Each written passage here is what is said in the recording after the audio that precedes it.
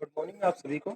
आज हम C inter S M strategic management chapter number 3 का बेटा कौन सा करेंगे? पार्ट 2। पार्ट 1 हम कर चुके हैं, पार्ट 2 हम रिकॉर्ड कर रहे हैं। तो जिसने पार्ट 1 नहीं देखा बेटा वो पार्ट 1 जरूर देखिएगा। उसमें हमने आपको विजन समझाया, स्ट्रेटेजी क्या होती है, नॉर्मल स्ट्रेटेजी क्या होती है, स्ट्रेटेजिक थिंकिंग क्या होती है, स्ट्रेटेजिक प्लानिंग क्या होती है, स्ट्रेटेजिक डिसीजन मेकिंग क्या होती है, विजन क्या होता है, तमाम बातें बताई। आज हमें इस वीडियो के अंदर स्टार्ट करेंगे मिशन क्या होता है। सर पहले विजन बनता है मिशन? बेटा पहले बनता है विजन। विजन को एक्सप्रेस करने के लिए, उसको एक्सप्लेन करने के लिए बनाया जाता है मिशन। सर मिशन के बारे में बताओ। मैं कहता हूं बेटा प्रेजेंट में हम क्या हैं, प्रेजेंट में हम क्या हैं और प्रेजेंट में हमारी कैपेसिटी क्या है, हमारी कैपेबिलिटी क्या है, हमारी कैपेसिटी क्या है और हमारी कैपेबिलिटी क्या है। इसके आधार पर हमें अपने गोल डिसाइड करने चाहिए। सर समझे नहीं बेटा? लोगों को अपने खुद का मूल्यांकन करना नहीं आता। जब उसके अंदर मान लो किसी चीज की प्रेजेंट कैपेबिलिटी नहीं है तो देखा देखी में कोई चीज डिसाइड कर लेते हैं। कोई बच्चा, अगर मैं आपकी एग्जांपल ले लूं, कोई बच्चा 18 घंटे पढ़ रहा है तो हम सोचते हैं आज से मैं भी 18 घंटे, और उसके 18 घंटे में यहां तक पहुंचने में उसने बहुत सारे एफर्ट्स लगाए हैं। तो आज एकदम से आप 18 घंटे को कॉपी नहीं कर सकते। आज आपको जो मिशन बनाना है, आज आपको जो मिशन बनाना है और इस मिशन को आप पूरा करना चाहते हो, रियलिस्टिक करना चाहते हो, इस मिशन को आप हवाई नहीं बना के रियलिस्टिक बनाना चाहते हो, तो आपको एक काम करना पड़ेगा। क्या? जब भी मिशन बनाओ प्रेजेंट कैपेसिटी के आधार पर बनाओ। दूसरे की कैपेसिटी नहीं देखनी, अपनी प्रेजेंट कैपेबिलिटी के आधार पर मिशन बनाओगे तो हमेशा कामयाब होगी। जबकि गड़बड़ हमेशा काम करते क्या करते हैं बेटा? हम दूसरे का देखते हैं। ठीक है सर। एक होता है सर मिशन और एक होता है स्ट्रेटेजिक मिशन। आप क्या पढ़ा रहे हैं? जब भी मैं स्ट्रेटेजिक मैनेजमेंट के अंदर बात करूंगा मैं हमेशा स्ट्रेटेजिक विजन पढ़ाया, अब स्ट्रेटेजिक मिशन पढ़ाऊंगा। स्ट्रेटेजिक मिशन की डेफिनेशन देखिएगा क्या है एक बार। स्ट्रेटेजिक मिशन की डेफिनेशन है, mission, strategic mission practically focused on, ये फोकस करता है किस पे? Focus on present business scope. Present आ गया बेटा वर्ड, ये प्रेजेंट बहुत की वर्ड, इसमें present business scope. At present हमारा बिजनेस में क्या स्कोप है, व्हाट हु वी आर, हम है कौन, हम कौन हैं, एंड व्हाट वी डू, हम क्या कर रहे हैं, व्हाट वी डू, हम क्या कर रहे हैं, हम क्या कर सकते हैं आज। इसका मतलब सर कह सकते हैं mission broadly describe, mission broadly describe दो चीजें, प्रेजेंट की हमारी कैपेबिलिटी, प्रेजेंट की हमारी क्या कैपेबिलिटी, ठीक है सर। प्रेजेंट में हमारा कस्टमर के ऊपर फोकस कैसा होना चाहिए, और प्रेजेंट में हमारा बिजनेस को हमें किस तरीके से मेक ओवर करना है ताकि हम सक्सीड करें। मतलब प्रेजेंट के बारे में जो बात करता है उसको मिशन बोलते हैं। स्ट्रेटेजिक मिशन की क्या है डेफिनेशन, जब बुक से मैच कराऊंगा तो आपको और अच्छी समझ आएगा। ठीक है सर। सर मिशन हमें कॉपी करना चाहिए? नहीं बेटा, मिशन आपका हमेशा यूनिक होना चाहिए। आपके बिजनेस का एक यूनिक मिशन होना चाहिए जो जल्दी से किसी से मैच ना करता। सर क्या आप आईसीआई का मिशन बता सकते हैं? मिशन के एग्जांपल जब लेंगे तो आईसीआई का मिशन बता देते हैं सबसे पहले। आईसीआई के मिशन देखो बेटा क्या है, हम वर्ल्ड क्लास एजुकेशन लेके आएंगे। मिशन सुनते जाओ क्या क्या क्या है, world class education. Okay sir, हम वर्ल्ड क्लास देंगे ट्रेनिंग इसको, चार्टर्ड अकाउंटेंट्स को, ताकि उनमें ग्रेटर कॉम्पिटेंसी। हम प्रोफेशनल डेवलपमेंट करेंगे, प्रोफेशनल डेवलपमेंट करेंगे। हम इंडिपेंडेंट और ट्रांसपेरेंट, वर्ड देखो कितने भारी भारी है, independent and transparent regulatory mechanism तैयार करेंगे, रेगुलेटरी मैकेनिज्म तैयार करेंगे। हम हाईएस्ट हाईएस्ट इतने हाईएस्ट दुनिया में ही हाईएस्ट एथिकल स्टैंडर्ड्स बनाएंगे ताकि इन स्टैंडर्ड्स को फॉलो करके टेस्ट ऑडिट की जा सके। पीआईसी की क्या कुछ मिशन मैंने आपको बताया। रिलायंस का मिशन बनाओ, क्रिएट वैल्यू। हम वैल्यू क्रिएट करेंगे किसके लिए? जो हमारे अंदर पैसा लगाएगा, मतलब स्टेक होल्डर।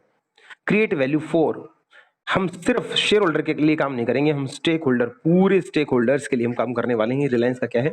मिशन है। तो स्ट्रेटेजिक विजन समझ में आ गया, स्ट्रेटेजिक मिशन समझ में आ गया। मिशन समझने के बाद एक बात बताओ, हमारा जो मिशन है वो हमें क्या बताता है? हमारा मिशन हमें एक चीज बताता है, what business, what business are we in. हमें आज किस बिजनेस में होना चाहिए और आज हम किस बिजनेस में हैं। और मैं आपको बताता हूँ, एक पीटर एफ ड्रकर आदमी है, एक बंदा है पीटर एफ ड्रकर, वो क्या बोलता है, व्हाट बिजनेस आर वी इन। ये करेक्ट और मीनिंगफुल आंसर देता है आपके मिशन का, आपके मिशन का। तो इसको दो टाइप से बेटा, मिशन को, जो भी आपका मिशन है उसको दो टाइप से आप बता सकते हैं। एक होता है प्रोडक्शन ओरिएंटेड आंसर देना और एक होता है मार्केटिंग ओरिएंटेड आंसर देना। बड़े ध्यान से ना, मिशन को दो तरीके से आप एक्सप्रेस कर सकते हो, प्रोडक्शन ओरिएंटेड, मार्केटिंग ओरिएंटेड। हमारा पीटर एफ ड्रकर बोलता है, पीटर एफ ड्रकर क्या बोलता है, ये बोलता है तुम्हें कभी मिशन जब भी बनाओ उसको प्रोडक्शन ओरिएंटेड आंसर मत दिया करो, उसको मार्केटिंग ओरिएंटेड आंसर दिया करो। सर ये क्या होता है प्रोडक्शन ओरिएंटेड या मार्केटिंग ओरिएंटेड? एक ही बात को कहने के बेटा अलग अलग तरीके होते हैं। जैसे इंडियन ऑयल कंपनी है, इंडियन ऑयल कंपनी है, उसका प्रोडक्शन ओरिएंटेड, उसको इसे पूछे तुम क्या करते हो तो कहेंगे हम ऑयल प्रोड्यूस करते हैं। हम क्या करते हैं? ऑयल प्रोड्यूस करते हैं। लेकिन उसका मार्केटिंग आंसर कैसा होना चाहिए था? हम कोस्ट इफेक्टिव एनर्जी बनाते हैं। देखो बेटा बात वही है लेकिन वर्डिंग चेंज होगी। हम कोस्ट इफेक्टिव एनर्जी बनाते हैं।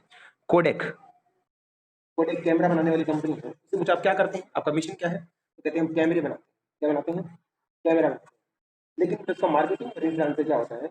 हम मेमोरी को सेव करने की, यादों को सेव करने का इंस्ट्रूमेंट बेचते हैं। तो बात वही है लेकिन कहने का तरीका बदल गया। रेवलॉन एक कॉस्मेटिक कंपनी है, ड्रग्स एंड कॉस्मेटिक दवाइयां बनाती है। तो इससे पूछेंगे तुम क्या बनाते हो, कहेंगे जी हम कॉस्मेटिक्स बनाते हैं, हम मेडिसिन बनाते हैं, दवाई बनाते हैं। इसका मार्केटिंग ओरिएंटेड आंसर क्या होगा? We sell hope, we sell hope, हम उम्मीदें बेचते हैं। देखो यार कितनी खतरनाक वर्डिंग है। हम क्या बेचते हैं? उम्मीद सेल कर रहे हैं। कोई वैसे बोलता हम कैमरा बना रहे हैं, कोई कहता हम यादों को सहेजने का तरीका बेच रहे हैं, कोई कहता हम ऑयल बनाते हैं, कहता हम कोस्ट इफेक्टिव एनर्जी बनाते हैं। तो पीटर एफ ड्रकर बोलता है जब भी मिशन होता है उसको प्रोडक्शन ओरिएंटेड आंसर नहीं देना, आपको मार्केटिंग ओरिएंटेड आंसर में उसको तब्दील कन्वर्ट करना है और उसी को आपको क्या करना है? यूटिलाइज करना। ठीक है सर। उसके बाद बेटा हम समझेंगे गोल्स एंड ऑब्जेक्टिव क्या है। हमने विजन समझ लिया क्या है, फिर हमने मिशन समझा क्या है, अब हम समझेंगे बेटा goals and objective. Goals and objective क्या होते हैं? गोल्स एंड ऑब्जेक्टिव मैं कहूँ इनको हमेशा इकट्ठा यूज किया जाए। गोल्स एंड ऑब्जेक्टिव हम हमेशा इकट्ठे बोले जाते हैं, तो ये एक दूसरे के क्या है? सिनोनिम्स। क्या बेटी? SYNONYMOUS, सिनोनिम्स एक दूसरे के पर्यायवाची हैं, इकट्ठे बोले जाते हैं। लेकिन कुछ बंदों ने इनके अंदर डिफरेंस क्रिएट किया है, डिस्टिंक्शन क्रिएट किया। तो डिफरेंस क्या है? प्रैक्टिकली मैं आपको बता दूं, प्रैक्टिकली हमारे स्टडी मेट में साफ लिख रखा है there is no difference between goals and objective. लेकिन कुछ एक तो इसमें डिफरेंस है, वो बता देते हैं क्या। जो गोल्स होते हैं वो एंड रिजल्ट होता है, एंड रिजल्ट लास्ट में कहते हैं आपका गोल पूरा हुआ, आपका एंड रिजल्ट को क्या बोलते हैं? गोल। और ऑब्जेक्टिव क्या होते हैं? ऑब्जेक्टिव थोड़े से होते हैं ओपन एंडेड, ओपन एंडेड मतलब ये एंड में जाके, मतलब इसको कह सकते हैं क्लोज एंडेड। एंड में जाके पता लगता है कि आपको आपका गोल पूरा हुआ नहीं हुआ, लेकिन उसमें आप कितनी शिद्दत से काम कर रहे थे वो ओपन एंडेड होते हैं। इनको मापा जा सकता है, इनको मेजर किया जा सकता है। मेजर क्वांटिफिएबल टर्म में होते हैं। ये क्या होते हैं? क्वांटिफिएबल टर्म में होते हैं। जो ऑब्जेक्टिव्स होते हैं वो नॉर्मली, जैसे आप क्वालिटी के साथ काम करेंगे, आप ऑनेस्टी के साथ काम करेंगे, ऑनेस्टी क्वालिटी को मापा नहीं जा सकता, इसलिए थोड़ी सी क्या होती है, ये अनक्वांटिफिएबल होते हैं। हालांकि प्रैक्टिकली स्टडी मेट में साफ बता दिया गोल्स एंड ऑब्जेक्टिव दोनों क्या है? एक दूसरे के सिनोनिम है, उनको एक दूसरे की जगह पे यूज किया जा सकता है। चलिए छोटा मोटा डिफरेंस तो हमने कर लिया। और मैं बताऊं गोल्स थोड़े से बेटा लॉन्ग टर्म नेचर के होते हैं, और अगर मैं अपनी तरफ से बताऊं ऑब्जेक्टिव थोड़े से शॉर्ट टर्म टाइप के होते हैं। शॉर्ट टर्म, वैसे तो ऑब्जेक्टिव दोनों टाइप के होते हैं, शॉर्ट टर्म भी होते हैं और लॉन्ग टर्म भी होते हैं। लेकिन जब ये लॉन्ग टर्म होते हैं तो ये कन्वर्ट हो जाते हैं किसमें? गोल्स के रूप में कन्वर्ट हो जाते हैं। चलिए सर ऑब्जेक्टिव और गोल्स के लिए स्टडी मेट में डेफिनेशन क्या दे रखी है? गोल्स एंड ऑब्जेक्टिव हमारे परफॉर्मेंस टारगेट, क्या बेटा? हमारे परफॉर्मेंस टारगेट हैं। जो विजन हमने बनाया, जो मिशन हमने बनाया, उसके कितने परसेंट टारगेट को हम पूरा कर रहे हैं। हमने सोचा था हमारी कंपनी 10,000 हमारी कंपनी नंबर वन पे मार्केट के अंदर डील करेगी। नंबर वन पे बेचने के लिए हमें 25,000 गुड्स हर साल सेल करनी पड़ेंगी। आज हमने कितनी सेल करी? हमने सेल करी है जी सिर्फ 12,500। इसका मतलब हम 50% कैपेसिटी पे पहुंच गए हैं। तो goals and objective performance target है, जिससे हमारी परफॉर्मेंस को ट्रैक किया जाता है, जिससे हमारी परफॉर्मेंस को क्या करते हैं? ट्रैक किया जाता है। ये सबसे जरूरी चीज है। आपकी परफॉर्मेंस लगातार ट्रैक होती रहती है तो हमें गैप का पता लग जाता है कि जाना कहाँ पे है, आज कहाँ पे है, तो इन दोनों के बीच में गैप कितना है। Okay sir. तो objective and goals performance target है, ये रिजल्ट्स हैं, ये आउटकम्स हैं जो हमें बताते हैं कि हमें अल्टीमेटली जो चीज हमने सोची थी वो अचीव हुई या नहीं हुई। इसको बोला जाता है गोल्स एंड ऑब्जेक्टिव। अब पेपर एक छोटा सा क्वेश्चन आ सकता है, आपके ऑब्जेक्टिव कैसे होने चाहिए? आपके गोल्स या ऑब्जेक्टिव कैसे होने चाहिए, मतलब उनके अंदर क्या कैरेक्टरिस्टिक होनी चाहिए, क्या कैरेक्टरिस्टिक्स होनी चाहिए? तो आप क्या बोलेंगे? ऑब्जेक्टिव कैसे हों? ऐसे ऑब्जेक्टिव हों जो स्ट्रेटेजिक डिसीजन मेकिंग को सपोर्ट करते हों, जो स्ट्रेटेजिक डिसीजन मेकिंग को सपोर्ट करते हों। ऐसे ऑब्जेक्टिव हों जो चैलेंजेबल हों, चैलेंजिंग हों, ऐसे ऑब्जेक्टिव हों जो अचीवेबल हों, जिनको पूरा किया जा सकता हो। ऐसे ऑब्जेक्टिव हों जो कंक्रीट हों, मतलब टाइम टू टाइम चेंज ना होते, कंक्रीट होने चाहिए, फिक्स। ऐसे ऑब्जेक्टिव हों जिनके अंदर टाइम फ्रेम होना चाहिए, कितने टाइम के अंदर हमें इनको पूरा कर लेना है। ऐसे ऑब्जेक्टिव होने चाहिए जो आपकी स्ट्रेटजी को आपके गोल के साथ रिलेट करते हों। तो अल्टीमेटली आपको अच्छी अच्छी बातें बतानी है, हमारे ऑब्जेक्टिव कैसे होने चाहिए। तो आप बताएंगे जो बेस प्रोवाइड करते हों, जो स्टैंडर्ड्स प्रोवाइड करते हों, जो स्पेसिफिक हों, कंकरेंट हों, चेंजेबल हों, मेजरेबल हो। और बता देता हूँ हमारी ऑब्जेक्टिव कैसे होने चाहिए, मेजरेबल। और बताओ सर कंट्रोलेबल, जिनको कंट्रोल किया जा सकता है, उसको क्या बोलते हैं बेटा, कंट्रोलेबल होने चाहिए। तो ये था क्वेश्चन, हमारे ऑब्जेक्टिव कैसे होने चाहिए। ठीक है जी, नेक्स्ट क्वेश्चन बताओ सर। ऑब्जेक्टिव दो टाइप के होते हैं बेटा, ऑब्जेक्टिव दो टाइप के होते हैं। एक होता है short type, short term,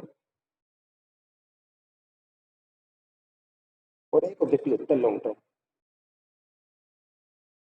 long term objective की सर कुछ एग्जांपल दे सकते हो? बिल्कुल, प्रॉफिटेबिलिटी, हम प्रॉफिट कमाएंगे, profitability, productivity, development, competitive position, competitive position, employ के साथ हमारे कैसे रिलेशन बनेंगे, तो एम्प्लॉय के साथ रिलेशन, पब्लिक के लिए हमारी क्या रिस्पॉन्सिबिलिटी, तो पब्लिक की रिस्पॉन्सिबिलिटी। इस टाइप की बातें जो लंबे टाइम तक हमें इम्पेक्ट करती है वो क्या कहलाती हैं, लॉन्ग टर्म ऑब्जेक्टिव कहलाते हैं। लॉन्ग टर्म नॉर्मली 2 से 5 साल तक के लिए होते हैं, और इनसे कम पीरियड वाले क्या कहलाते हैं बेटा, शॉर्ट टर्म कहलाते हैं। और मैं कहूं शॉर्ट टर्म और लॉन्ग टर्म कहीं ना कहीं आइडेंटिकल होते हैं, मेरी बात समझना बेटा। Short term and long term कहीं ना कहीं आइडेंटिकल होते हैं। अगर हम शॉर्ट टर्म को पूरा नहीं करेंगे तो हम लॉन्ग टर्म पे कभी जा ही नहीं सकते। फॉर एग्जांपल, हमें हर साल 15% की ग्रोथ करनी है, मेरा लॉन्ग टर्म ऑब्जेक्टिव क्या है, मुझे 5 साल लगातार 15% की ग्रोथ को मेंटेन करना है। मैंने 5 साल के लिए ये अपना ऑब्जेक्टिव सेट कर लिया है। ये 5 साल तो तभी पूरे होंगे ना जब एक इस साल होगा, फिर दूसरे साल, फिर तीसरे साल, फिर चौथे साल, फिर 5 साल। इस मतलब हर साल एक स्टेप है जो बढ़ता जाएगा लॉन्ग टर्म। तो इस साल भी आपको कितनी ग्रोथ करनी पड़ेगी, कम से कम 15%। अरे लगातार 15% पे पहुंचने के लिए आपको इस साल भी कितनी करनी पड़ेगी, 15%। तो इस साल का टारगेट जो क्या है, शॉर्ट टर्म ऑब्जेक्टिव, और 5 साल तक लगातार इसको कह रहे हैं तो लॉन्ग टर्म ऑब्जेक्टिव। तो लॉन्ग टर्म शॉर्ट टर्म अलग नहीं होते, एक दूसरे के आइडेंटिकल होते हैं। शॉर्ट टाइम के लिए जो देखा जाता है उसको शॉर्ट पीरियड बोलते हैं, और लॉन्ग में जो देखा जाता है उसको लॉन्ग टर्म ऑब्जेक्टिव बोला जाता है। सर और इस चैप्टर में आप क्या पढ़ाएंगे, और इस चैप्टर के अंदर एक क्वेश्चन आएगा बेटा, स्ट्रेटेजिक मैनेजमेंट मॉडल क्या है। स्ट्रेटेजिक मैनेजमेंट मॉडल पूछ लिया आपकी बात से, मतलब इसने आपसे फ्रेमवर्क पूछ लिया, इकट्ठा फ्रेमवर्क। स्ट्रेटेजिक मैनेजमेंट का फ्रेमवर्क क्या है, मॉडल क्या है, इसमें कैसे आपको बनाना है। तो बिल्कुल बिगिनिंग स्टार्ट करेंगे, स्टेज में आपको इसका आंसर देना। स्टेज 1, सबसे पहले हम तैयार करेंगे क्या, स्ट्रेटेजिक विजन।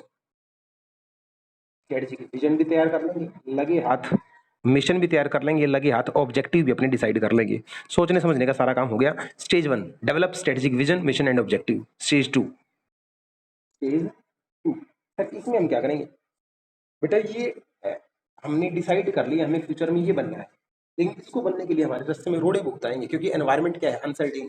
तो एनवायरनमेंट को समझने के लिए आपको दूसरे नंबर पे क्या करना पड़ेगा, एनवायरमेंटल एंड ऑर्गेनाइजेशनल एनालाइज करना पड़ेगा। दूसरे स्टेप पे आपको एनालाइज करना है। सर एनवायरनमेंट को एनालाइज करेंगे, दो चीजें आएंगी, अपॉर्चुनिटी एंड थ्रेट। और सर अपने अंदर अपनी ही ऑर्गेनाइजेशन को एनालाइज करेंगे तो अंदर से दो चीजें आएंगी, स्ट्रेंथ या वीकनेस। स्ट्रेंथ या वीकनेस अंदर से आती है, अपॉर्चुनिटी थ्रेट बाहर से आती है। सर अल्टीमेटली ये तो स्वॉट हो गया, ये कौन सा एनालिसिस है, स्वॉट। तो दूसरे नंबर पे आपको स्वॉट करना है, एनालाइज करना है। स्टेज नंबर 3 सर, तीसरे नंबर पे आप क्या करेंगे, पहले नंबर पे विजन मिशन डिसाइड कर लिया, दूसरे नंबर पे स्वॉट कर लिया, फिर एनालाइज कर लिया। तीसरे नंबर पे क्या होगा, तीसरे नंबर पे ये दोनों चीजें होने के बाद इस विजन को पूरा करने के लिए आपको बनानी पड़ेगी क्या, फॉर्मुलेट करनी पड़ेगी स्ट्रेटजी। क्या बनानी पड़ेगी बेटा, स्ट्रेटजी फॉर्मुलेट कर लो।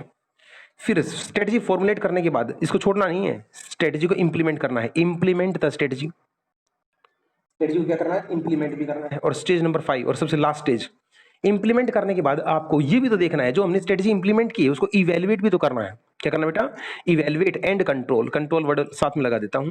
सर इवैल्यूएट एंड कंट्रोल के अंदर जो स्ट्रेटजी हमने लगाई है तो उसमें कुछ ना कुछ गलतियां होंगी, उन गलतियों को अब क्या करना है, इंप्रूव करना है। उन गलतियों को इंप्रूव करना है, उनको करेक्ट करना है, जहां भी एडजस्टमेंट जरूरी होगी उसको हम करेक्ट करके उस गलती को ठीक कर देंगे। इन पांचों स्टेप को इकट्ठा बोला जाता है स्ट्रेटेजिक मैनेजमेंट। क्या बोला जाता है बेटा, स्ट्रेटेजिक मैनेजमेंट। पांचों स्टेप आप दोबारा बताओ एक बार फटाफट। फर्स्ट, स्ट्रेटेजिक विजन तैयार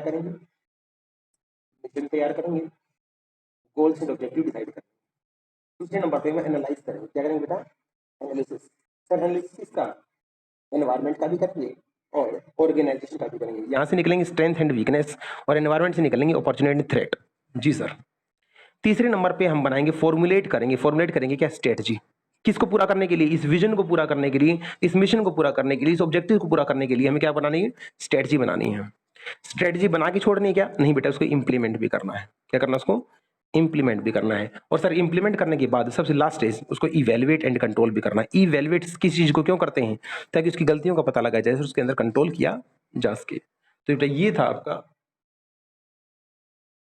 सारा पार्ट थर्ड चैप्टर का। अब इसको फटाफट एक बार बुक से मैच करवा देता हूँ ताकि इस चैप्टर को पूरा कर ले। चलिए बेटा मैं इसको जूम कर देता हूँ और एक बार जितना मैंने आपको पढ़ाया है इसको फटाफट एक बार बुक से मैच करा दूँ। बुक से क्या करा दूँ बेटा, मैच। ये आपका काम हो जाएगा। चैप्टर का नाम क्या है, स्ट्रेटेजिक मैनेजमेंट प्रोसेस। इसको हम डिटेल में डील करेंगे। सर इसके अंदर हम क्या क्या पढ़ने वाले हैं, इसके अंदर हम क्या क्या पढ़ने वाले हैं। स्ट्रेटेजिक प्लानिंग क्या होती है, स्ट्रेटेजिक डिसीजन मेकिंग क्या होती है, स्ट्रेटेजिक इंटेंट क्या होता है, स्ट्रेटेजिक मॉडल क्या होता है, स्ट्रेटेजिक फॉर्मुलेशन क्या होता है। इंटेंट के 5 पार्ट जिनको मैंने एलिमेंट्स का नाम दिया था, याद करो। इंटेंट के 5 पार्ट जिनको मैंने एलिमेंट्स का नाम दिया था, vision, mission, business definition, business model, goals and objective. सबसे पहले स्टार्ट करते हैं सर, इंट्रोडक्शन किसी काम का नहीं बेटा, प्लानिंग। प्लानिंग क्या है sir, planning means deciding what need to done in future. Future में क्या करना है उसको डिसाइड करना है, क्या कहलाता है प्लानिंग। गुड प्लानिंग बहुत जरूरी है, किसके लिए, गुड मैनेजमेंट के लिए। और इसके आगे की एक लाइन, प्लानिंग बताती है हम फ्यूचर में क्या बनने वाले हैं और आज हम कहाँ पे, इसके गैप को बिटवीन, इस गैप को फिनिश करती है कौन, प्लानिंग। ब्रैकेट कर देना क्लोज जहां मैंने कर रखी है आपका स्ट्रेटेजिक प्लानिंग। ये सिर्फ प्लानिंग पढ़ा है। अब स्ट्रेटेजिक प्लानिंग क्या होता है वो यहाँ दे रखा बेटा, क्यों मार्क करना, 2 नंबर की डेफिनेशन है, व्हाट इज स्ट्रेटेजिक प्लानिंग। ये एक ऐसी प्रोसेस है जिसमें हम अपने ऑब्जेक्टिव गोल डिसाइड करते हैं। इन ऑब्जेक्टिव को पूरा करने के लिए, इन ऑब्जेक्टिव को अटेन करने के लिए रिसोर्सेज कहां से लेके आने हैं, उन रिसोर्स को एक्वायर कैसे करना है, उनको यूज कैसे करना है और रिसोर्स को डिस्पोज कैसे करना है। स्ट्रेटेजिक प्लानिंग इसके अलावा और क्या बताती है फिर यहां से ब्रैकेट उठाना। Strategic planning determine when an organisation going over the next और मोर, आने वाले सालों में हम क्या बनने वाले हैं और वहां तक पहुंचने का रास्ता क्या है, इनको इकट्ठा बोला जाता है क्या, स्ट्रेटेजिक प्लानिंग। तो बेटा ये था स्ट्रेटेजिक प्लानिंग क्या होता है। फिर मैंने बताया था इसके रास्ते में एक रोड़ा है क्या, डीलिंग विद अनसर्टेनिटी। अनसर्टेनिटी क्या होती है, ब्रैकेट यहां से उठाएंगे। स्ट्रेटेजिक अनसर्टेनिटी भी एक क्वेश्चन है, 2 नंबर में आ सकता है, क्यों। स्ट्रेटेजिक अनसर्टेनिटी बताती है फ्यूचर का कोई ऐसा ट्रेंड या फ्यूचर का कोई ऐसा इवेंट जिसको हम प्रिडिक्ट नहीं कर सकते, अनप्रिडिक्टेबिलिटी। एक एक वर्ड समझा रखा रजिस्टर पे। जिसने वीडियो का फर्स्ट पार्ट 1 नहीं देखा वो पार्ट 2 मत देखिएगा, पार्ट 1 में सारी चीजें मैंने आपको क्लियर करवाई है। तो अनप्रेडिक्टेबिलिटी को क्या बोलते हैं, स्ट्रेटेजिक अनसर्टेनिटी बोला जाता है। सर जब बिल्कुल क्या कुछ भी समझा नहीं जा सकता, नहीं बेटे, इस अनप्रेडिक्टेबिलिटी के इंपैक्ट को दूर करने के लिए हम एक यूज करते हैं सिनेरियो एनालिसिस। ये मैंने बुक में नहीं बताया था, ध्यान सुनो। सिनेरियो एनालिसिस क्या होता है, जैसे बेटा हम यहाँ पे हमने कोई गोल डिसाइड किया, हमने कोई गोल डिसाइड कर लिया। अब अगर ये पूरा नहीं होता है तो क्या करना है, और पूरा हो जाए तो क्या करना है। ओ माय गॉड, हम तो दोनों सिचुएशंस के लिए रेडी हैं। सर हमने पेपर दे रखे, हमारा रिजल्ट पास नहीं आया तो हमें क्या करना है, और पास हो गए तो क्या करना है। मतलब दोनों आउटकम के लिए अगर आप रेडी रहें, उसको बोला जाता है सिनेरियो एनालिसिस। किस टाइप का सिनेरियो फ्यूचर में निकल के आएगा उसके लिए अकॉर्डिंगली वैसे ही रेडी होना क्या कहलाता है, सिनेरियो एनालिसिस। ओके सर, उसके बाद आएंगे आप स्ट्रेटेजिक डिसीजन मेकिंग पे। मैंने कहा था बेटा एक नॉर्मल डिसीजन मेकिंग होती है, एक स्ट्रेटेजिक डिसीजन मेकिंग होती है। अब कैसे पता लगाएं नॉर्मल है या स्ट्रेटेजिक है, लो जी ये रहे, ये 5 पॉइंट कंसीडर करके आप पता लगा सकते हैं कि ये कौन सी स्ट्रेटेजिक डिसीजन मेकिंग वो होती है जिसके अंदर ये डायमेंशन होते हैं। फर्स्ट अंडरलाइन करना आप, टॉप मैनेजमेंट इन्वॉल्व मिलेगी। ओके सर, लार्ज रिसोर्सेज, यहाँ पे लार्ज वर्ड लिख लेना, लार्ज रिसोर्सेज को बांटने की बात होगी। बिल्कुल सर, इंटरनल की बात नहीं करेंगे, एक्सटर्नल एनवायरनमेंट की हम बात करने वाले हैं, एनवायरनमेंट की हम बात करेंगे। फोर्थ पॉइंट, लॉन्ग टर्म होगी, शॉर्ट टर्म नहीं होगी। पांचवा पॉइंट, फ्यूचर ओरिएंटेड होती है, पास्ट का कोई काम नहीं होता। और छठा पॉइंट, मल्टी फंक्शनल, मतलब मल्टी एस्पेक्ट होती हैं। एक बार छिड़ेगी बात तो बहुत दूर तक जाएगी। तो ये 5 पॉइंट्स को कंसीडर करके हम पता लगा सकते हैं नॉर्मल डिसीजन मेकिंग है या स्ट्रेटेजिक है। फिर एक वर्ड मैंने बताया था बेटा, स्ट्रेटेजिक इंटेंट। इंटेंट वर्ड बना है इंटेंशन से, जो व्हाट टू डू का आंसर नहीं देता, व्हाई हम ऐसा क्यों कर रहे हैं इसका आंसर देता है। क्या हम व्हाई का ही आंसर क्या कहलाता है, स्ट्रेटेजिक इंटेंट कहलाता है। उसके बाद फिर आप यहां से उठाना, strategic intent imply the purpose, किस पर्पज के लिए कंपनी बनाई गई है उसी पर्पज को क्या बोला जाता है, स्ट्रेटेजिक इंटेंट बोला जाता है। स्ट्रेटेजिक इंटेंट एक ऐसा आइडिया है जो फ्यूचर में हमें क्या बनना है उसके बारे में बताता है, जो हमें फ्यूचर में अटेन करना है उसके बारे में बताता है। सर हम किस लिए खड़े हैं, हम क्यों पैदा हुए, हम क्या करना है, हमें क्यों करना है, अल्टीमेटली इनका आंसर क्या कहलाता है, स्ट्रेटेजिक इंटेंट कहलाता है।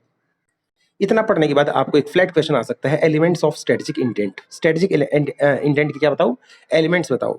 सबसे पहले इंटेंट एक आइडिया आता है, आइडिया को हम विजन में कन्वर्ट करते हैं, विजन को मिशन में कन्वर्ट करते हैं, फिर उसके लिए एक स्ट्रेटेजी बनाते हैं, बिजनेस को डिफाइन करते हैं, फिर स्ट्रेटेजी बनाते हैं, फिर गोल्स एंड ऑब्जेक्टिव को पूरा करते हैं। ये तो पांचों क्या हमारे elements, vision, mission, definition. Definition के अंदर आपको क्या करना है, कस्टमर नीड, टारगेट मार्केट और टेक्नोलॉजी को हम चॉइस करते हैं। बिजनेस मॉडल का मतलब क्या होता है, आपको बताया था रजिस्टर में, स्ट्रेटजी होती है, और जो कि इसकी बात करती है ऑपरेशनल एफिशिएंसी की बात करती है, ऑपरेशनल एफिशिएंसी की बात करती है। और लास्ट क्या है, गोल्स एंड ऑब्जेक्टिव।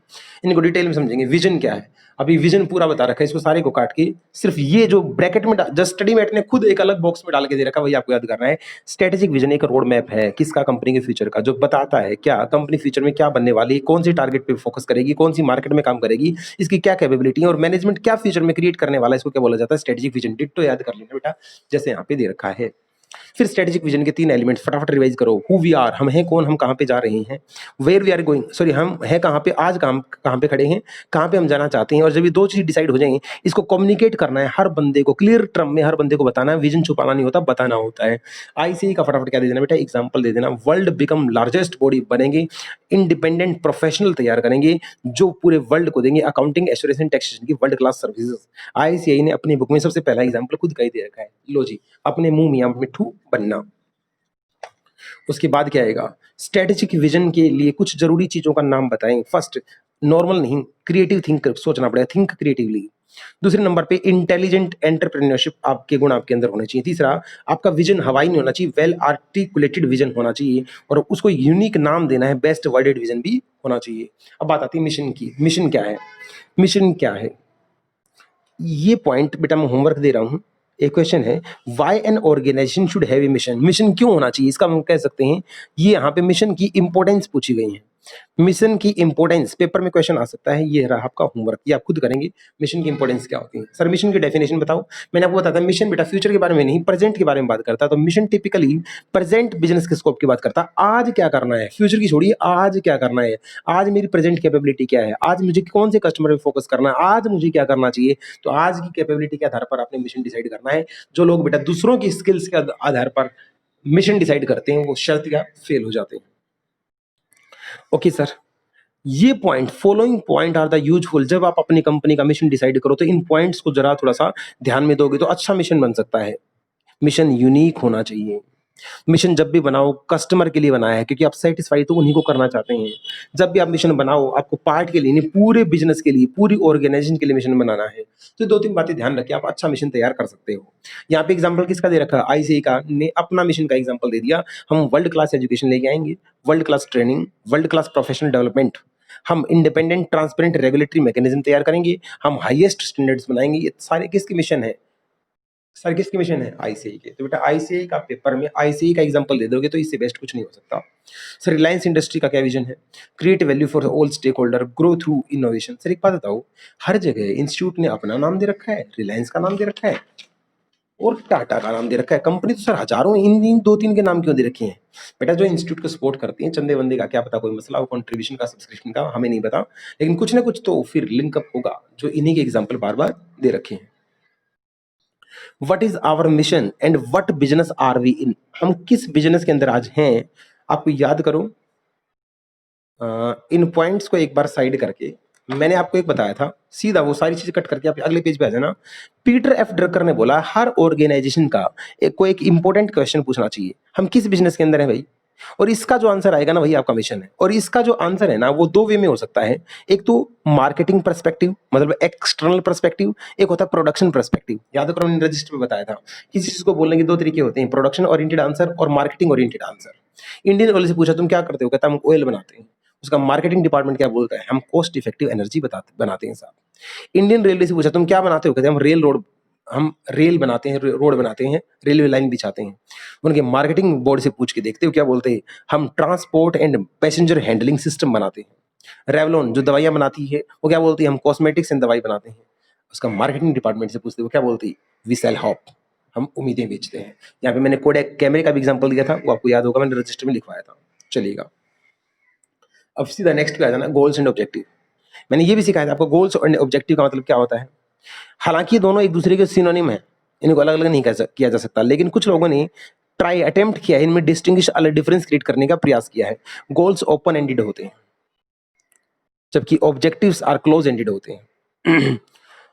गोल्स को प्रिसाइजली मापा जा सकता है, ऑब्जेक्टिव को प्रिसाइजली मापा नहीं जा सकता। सॉरी, मैं उल्टा बोल गया, ऑब्जेक्टिव ज्यादा स्पेसिफिक होते हैं और ज्यादा ट्रांसलेट होते हैं, जबकि गोल थोड़े से लॉन्ग टर्म होते हैं, ऑब्जेक्टिव आपके शॉर्ट टर्म होते हैं। अल्टीमेटली सर पेपर में क्या लिख के आना है, ये लिख के आना है objective and goals performance target होते हैं। ये रिजल्ट एंड आउटकम बताते हैं कि आपने जो किया उसका रिजल्ट क्या आया है। ये एक तरीके से आपकी परफॉर्मेंस को ट्रैक करने का काम करते हैं, इसको गोल्स एंड ऑब्जेक्टिव बोला जाता है। एक क्वेश्चन बनेगा फिर क्या, आपके ऑब्जेक्टिव कैसे होने चाहिए, तो आपके ऑब्जेक्टिव में ये कैरेक्टरिस्टिक होने चाहिए। जैसे आपका ऑब्जेक्टिव कैसा हो जो आपके मिशन को पूरा करता हो, आपका ऑब्जेक्टिव कैसा हो जो डिसीजन मेकिंग को पूरा करता हो, आपका ऑब्जेक्टिव कैसा हो जो स्टैंडर्ड्स को फॉलो करता हो, और आपका ऑब्जेक्टिव कैसा हो कंक्रीट हो, स्पेसिफिक हो, टाइम फ्रेम वाला हो, मेजरेबल हो, कंट्रोलेबल हो, चैलेंजेबल हो। तो अच्छी अच्छी बातें आपको इसके अंदर बतानी आपके ऑब्जेक्टिव कैसे। फिर ये ऊपर का पैराग्राफ कट करके आप आना, ऑब्जेक्टिव दो टाइप के हो सकते हैं, long term, short term. Long term की कुछ एग्जांपल यहाँ पे दे रखे हैं। फिर लॉन्ग टर्म में बता रखा है जो लॉन्ग टर्म ऑब्जेक्टिव होते हैं वो नॉर्मली 2 to 5 ईयर्स के बीच में होते हैं। आपके objective quantifiable, measurable, realistic, understandable, challenging, hierarchical, obtainable होने चाहिए और इनके साथ टाइम फ्रेम जरूर होना चाहिए। पीछे की बात यहाँ डुप्लीकेशन में दे रखी है, इतना ही आपको पढ़ना था। फिर आपको यहाँ आना है, शॉर्ट टर्म ऑब्जेक्टिव भी आइडेंटिकल होते हैं, वो भी लॉन्ग टर्म जैसे ही होते हैं। जैसे मैंने कॉपी में एग्जाम्पल दिया था, अगर एक कंपनी को हर साल 15% की ग्रोथ करनी है तो इस साल में उसको क्या करना पड़ेगा, 15% की ग्रोथ पूरी करनी पड़ेगी। तो शॉर्ट टर्म और लॉन्ग टर्म अलग नहीं होते, बस टाइम फ्रेम का अंतर होता है। फिर आता है स्ट्रेटेजिक मैनेजमेंट मॉडल क्या होता है। इसके अंदर 5 स्टेप आपको बताने हैं, 5 स्टेज आपको बतानी है। तो यहाँ से कुछ नहीं करना, 5 स्टेज देखने क्या। फर्स्ट स्टेज डेवलपर, इसको बेटा स्टेजेस इन स्ट्रेटेजिक मैनेजमेंट भी बोला जाता है और मॉडल भी बोला जाता है और फ्रेमवर्क भी बोला जाता है। सबसे पहले स्ट्रेटेजिक विजन बनाओ, मैंने कहा अच्छा। फिर एनवायरनमेंट का और ऑर्गेनाइजेशन का पूरा एनालाइज कर लो, मैंने कहा ठीक। फिर स्ट्रेटेजी फॉर्मुलेट कर दो, फिर स्ट्रेटेजी को इंप्लीमेंट कर दो और फिर स्ट्रेटेजी को इवेलुएट कर लो। अब देखो स्ट्रेटेजिक विजन क्या होता है, मिशन क्या होता है, ऑब्जेक्टिव क्या होता है, हम ऑलरेडी कर चुके हैं, तो यहाँ से दोबारा नहीं करना। बधाई हो, डुप्लीकेशन चीजें थी। विजन क्या होता है, मिशन क्या होता है, ऑब्जेक्टिव क्या होता है, हम ऑलरेडी कर चुके हैं, तो यहाँ से नहीं करना।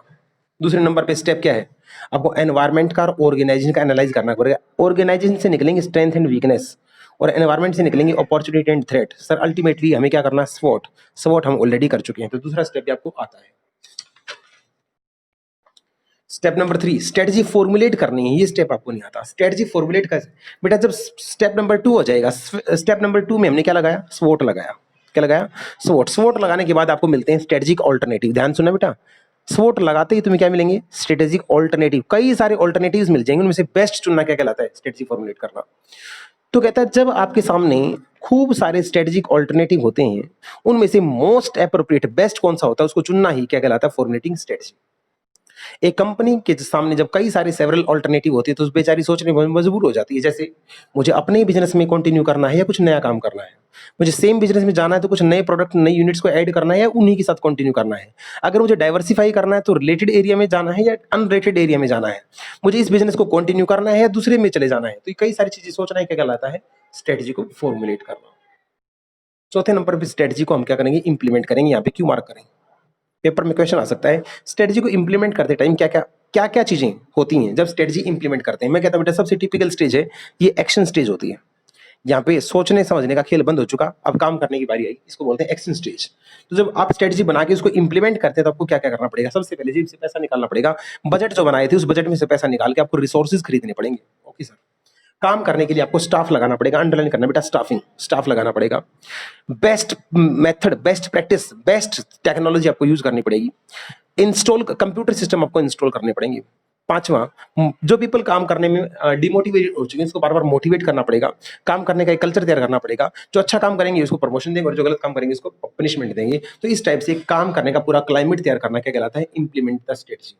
और पांचवा सबसे लास्ट, स्ट्रेटजी इंप्लीमेंट करने के बाद स्ट्रेटजी को इवेल्युएट भी करना है। इवेल्युएट कैसे बेटे, सबसे लास्ट स्टेज होती है जिसमें हम ये देखते हैं क्या हमारी स्ट्रेटजी के अंदर कुछ हमें करेक्टिव एडजस्टमेंट करना है, क्या क्या हमारी स्ट्रेटजी के अंदर हमें कुछ नया ऐड करना है, पुराने के साथ ही कंटिन्यू करना है या उसके अंदर कुछ चेंज करना है।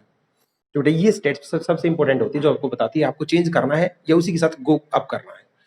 तो ये करने के बाद हमारा आगे समरी और मजे की बात, ये बहुत छोटा टॉपिक था जिसमें vision, mission, objective, strategic management process की इसने बात की और स्ट्रेटेजिक इंटेंट क्या होता है। मिलते हैं नेक्स्ट वीडियो में, उसके अंदर हम करेंगे बेटा क्या, हमारा 5th चैप्टर एसएम का। जय हिंद, जय भारत।